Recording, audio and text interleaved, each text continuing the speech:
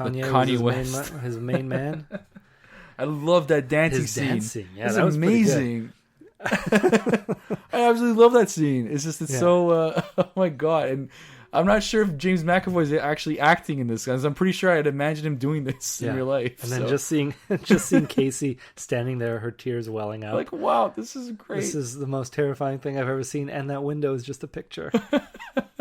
Why? Do you think you could get out? Yeah, he was pretty perceptive. It's like he's like, and then his use of etc. all the time. It's like, you think you could get out, etc. Oh, I forgot about etc. It's amazing. And that's exactly like a 9-year-old would act too. It's like you learn a word and you're just gonna start using that word all the time. I do that still. You do. Etc. I'm surprised I didn't catch on after the film. I don't think I spoke to many people after you when we watched the film, so that's me. That's why I didn't catch on. Yeah. Can you imagine I'm at my call center right now and just using the word etc. more during my interactions with my calls? It really spoke to you. And just when he showed her the walkie-talkie and how he was like, yeah, it's pretty cool, right? Like he was upset at her. He was angry at her for hurting him and scaring him. But then he wanted to show off his... The kissing scene was kind of funny. I like that part. It's like, every 9-year-old's like, oh, like, this is what kissing is. This is like, you're so curious about it. And like, maybe some kids try kissing adults a certain way. It's like, and the adults keep the kid on the lid practice because, he's really trying to kiss the adults, like in a way that they see in the movies. Yeah. And the kids, like, because I remember like my younger cousin, they would have to fast forward the kissing part of Spider-Man, or like, just skip that scene entirely because she would try to kiss everybody afterwards. Oh, okay. So it's like she became like, or like, it's a child becoming, being phantomized into this like, romantic stage. And then like, I feel like, Ludwig kind of reminded me of that. It's like, he's really curious about the kissing thing. Every 9-year-old is in the... Yeah. Like he was a much more believable 9-year-old than I thought. He was most 9-year-olds. Well, then I thought he was going to be able to play because everything about him, everything about the way he portrayed that character, I was like, yeah, this is like spot on. Yeah, it's very convincing. Yeah. To the point where it's like, if you're going to kill him, don't kill him when he's the kid, because I don't know if I'll be able to like you as a character after you kill him. Like, if Casey had slit his throat, I'd be like, well, yeah, you should have done that, but wait till he's somebody else. Oh, it's all this waiting game. But the waiting game is like, the thing is that they're still running a clock too, because this thing's eventually going to come and get him. Yeah. So anyway, it's I didn't believe that thing was going to come and get him at all. Oh, really? Yeah. Well, not even after the trailer. No, not even. I don't even know. The trailer, he totally makes an appearance. Yeah. If they didn't give that away, maybe that would have been, they could have kept that suspense, throughout the audience. But that wasn't the case here. But I don't find like he was anything. That wasn't anything huge to me. That was just some guy who's, we already know that all of these characters, except for Hedwig, are stronger than Claire or Casey, any of them. So the fact that now someone is coming who's even stronger doesn't, like, I don't care that somebody's coming who's even stronger, because Dennis was strong enough to get the best of them anyway. Here's the thing, and this is my theory after watching this. I feel like, because especially what happens at the end, this is an evolution, and this is the final character. Okay. I feel like that's what it is. And because when we get to the ending, I guess we're just building the suspense for those who are listening to this episode. We're just waiting for it to get to the end. Yeah. Is just that, like, that is the final transformation. There's no going back. There's no, like, even after she said his name to basically negate the personalities, this is a full transformation. And when she's in that area where like there's like a cage. Yeah. And he's there, and I love that shot too. He's just like, he's just bending the bars, and you see his bleeding teeth and everything. You're just like, oh man, this is crazy. And he sees the scars, and it's like, I don't know. He says you're unpure, or you're pure or unpure. I don't know what he says there. Do you remember what he says? I didn't. But he says something about her being pure. But he was that right then and there. He's able to relate to her. Yeah, basically, she hasn't been sheltered. She's never been sheltered, and she's gone through stuff. She's gone through stuff. She went through some sort of childhood trauma, and he's like, "Oh, you're one of us," and it's just like he. Right then and there, I don't think you ever see it go. Do you see it go back? Actually, I can't remember. After that, see him. What do you mean? Oh, it's true. He does go back to his personalities. It's not a transformation. I just thought of. I just basically pounded down my own theory. Yeah. Well, seems like his being the Beast is an amalgamation of all of his characters, so he can still speak. Like we saw him in the mirror at the end. Yes, exactly. Talking, and I think To me, he was still the Beast when he was talking. He was okay, maybe, yeah. So then maybe my theory could still apply, I guess. Because what was he doing? He was quoting Shakespeare? No, wait. No, he was, at one point he was quoting a funeral card. Right. Yeah, yes. But he, I don't know. The Beast character seemed the most inconsistent. Well, it was the only thing you see at the end. Yeah. So, but we saw him talking. We saw him acting like an animal. We saw him climbing walls. It just, I couldn't peg him with one character per se. But we do see him again at the end, and he seems a little more human at that point. Yeah, like he's in full control. So and that's the thing. And then so are we gonna just talk about the ending? Or are we gonna? Yeah, I guess so. I don't know if I have anything else to say about it. The other girls were killed. Seemingly he was eating their stomachs. Yeah, I guess so. Yeah, he was eating their flesh, and it's a shame too. Actually, I did like that scene where she was taking the coat hanger, and I guess obviously that didn't manage, but it was just like I felt like I would get so tired doing this. I remember trying to steal candy from a vending machine with a coat hanger, and I was able to see where the coat hanger was going to take the candy. She couldn't even see where this lock was. Yeah, but I think the stakes are a little higher. I mean, they are. So it's just, I think it didn't work anyway. The stakes were high. They didn't work. So yeah, it could have though. It was close. Yeah, it could have. Yeah, that's they want to lead you to believe that, but just because I mean, like sometimes it's just like it's how do I say it? It's sometimes you don't know when you're in a hostage situation. You don't really know what it is. You don't ever know. You think it's going to be rape. You think it's going to be torture. You think it's going to be something else. You think you're eventually going to die. Well, of course, maybe you're eventually going to die, but you don't know. Everything is different, so you can't. I just feel like part of the message is like you can't predict what you're in. You can't, and it can't be that easy. But it should always be try to get out. It should be as soon as possible because you don't know how long you're going to be. That's true. In there. I mean, I guess the chances are you're not going to be kidnapped and then let go. No, very few people are kidnapped and then just allow, unless it's clear that like it's a ransom situation, in which case you'll probably be treated a lot better. And you'll told... I've seen some random situations where they treat them like they're giving them main essentials and then like... Well, because at that point, if it's a ransom situation, you're not kidnapping the person for anything other than money. You want money, so your goal isn't to torture this person, and you probably want to keep them. You just want to get the money, so you can still overall kill them, not prove that they're alive, and still get the money. That's also another goal for some like at ransoms. that point, it's like you're at the end of your ropes here. Like you really want the money. This person, you're going to get to them. I could go on for other things that the way ransoms go, the way they go about. But yeah, this is obviously this you find out right away. Like you'll know as soon as you meet the people who kidnapped you. This wasn't a ransom, and you're dealing with someone who's really unstable.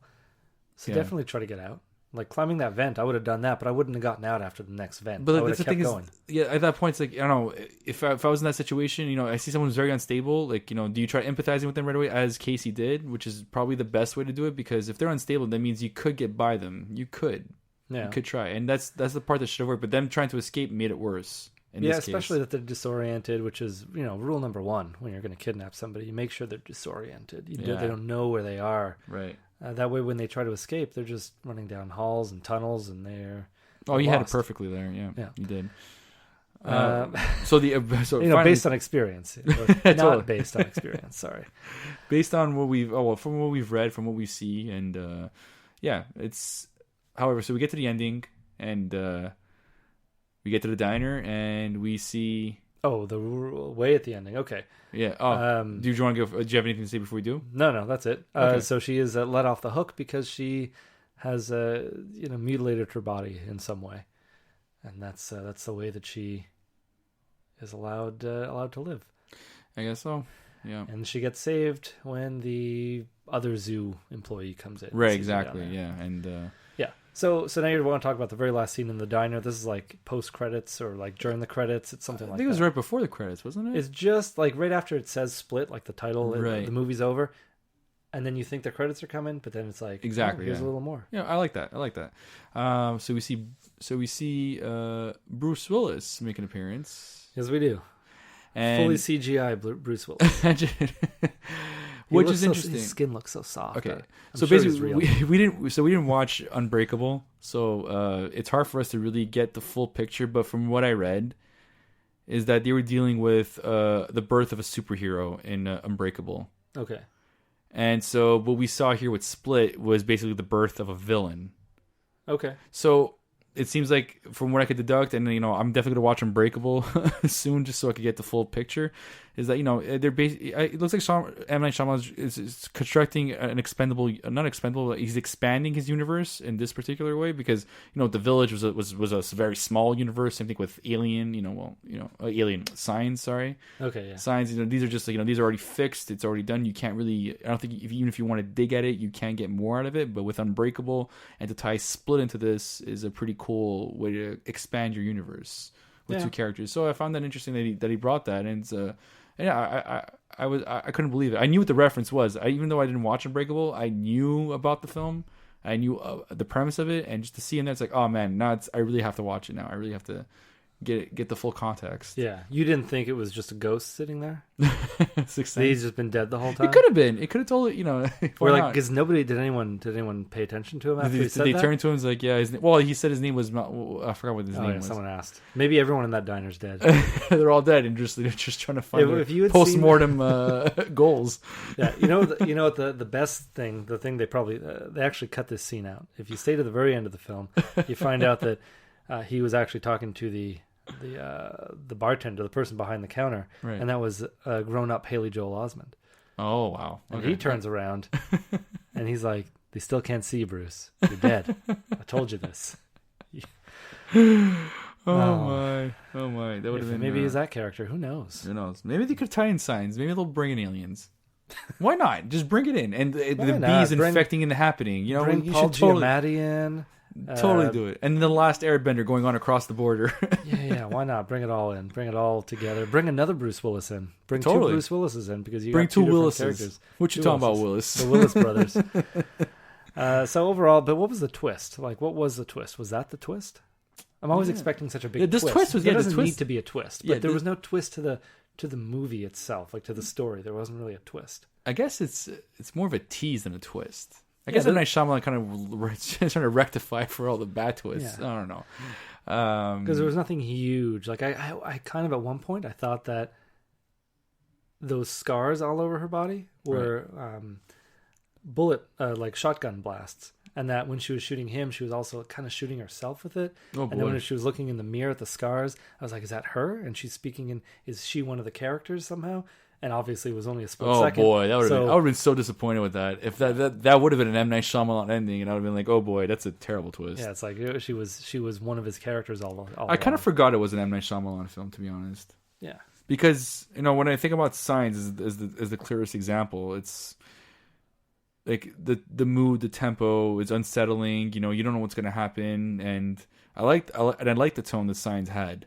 Yeah, Signs was super creepy to me. Like, it was creepy, but then I just hated that. What the twist was, they're allergic to water, and that gets them out of that situation. And I absolutely hated that. Like, that was just like, why would you want to come, and try to attempt to inhabit a planet that's 7% water, and that's and then like there was a fan theory saying that these aren't actually aliens; they're actually demons.